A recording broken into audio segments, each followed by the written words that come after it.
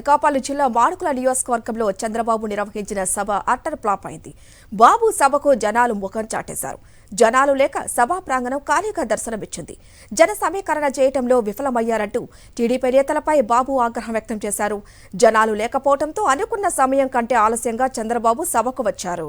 ఇక మరింత సమాచారం మా ప్రతినిధి స్వామినాయుడు అందిస్తారు. స్వామినాయుడు, ఎన్నికల ప్రచారంలో భాగంగా మాజీ ముఖ్యమంత్రి చంద్రబాబు నాయుడు రాష్ట్ర వ్యాప్తంగా బహిరంగ సభలు నిర్వహిస్తున్నారు. అయితే ఈ బహిరంగ సభలు ఎక్కడ ఏర్పాటు చేసినా జనాలు లేక అట్లప్లాప్లు అవుతున్నాయి. ఈ రోజు మాడుగుల నియోజకవర్గం, కేకోటపల్లి నియోజకవర్గంలో రా కదలరా అంటూ భారీ బహిరంగ సభ నిర్వహించారు. ఎప్పటిలాగే ఈ బహిరంగ సభ కూడా అట్లప్లాప్ అయింది. జనాలు లేకపోవడంతో అనుకున్న సమయం కంటే చంద్రబాబు నాయుడు గంట ఆలస్యంగా సభా ప్రాంగణానికి చేరుకున్నారు. జనాలను తరలించడం కోసం గత 4 రోజుల నుండి కూడా తెలుగుదేశం పార్టీ నాయకులు ఎంత ప్రయత్నిస్తున్నప్పటికీ కూడా చంద్రబాబు నాయుడు సభకు అనుకున్న స్థాయిలో జనాలను తీసుకురాలేకపోయారు. దీంతో ఒకసారిగా తెలుగుదేశం పార్టీ నాయకుల మీద చంద్రబాబు నాయుడు అసంతృప్తిని వ్యక్తం చేశారు. చంద్రబాబు నాయుడు వచ్చిన తర్వాత సభలో ఉన్న కొద్దిపాటి జనాలు కూడా సభ నుండి వెళ్ళిపోవడం కనిపించింది. దీంతో ఖాళీ కుర్చీలు సభా ప్రాంగణం అంతా కూడా దర్శనమిచ్చాయి. ఖాళీ కుర్చీలకి చంద్రబాబు నాయుడు ప్రసంగం అంతా కూడా చెప్పినట్లు మనకి కనిపించింది. అయితే చంద్రబాబు నాయుడు రాష్ట్ర వ్యాప్తంగా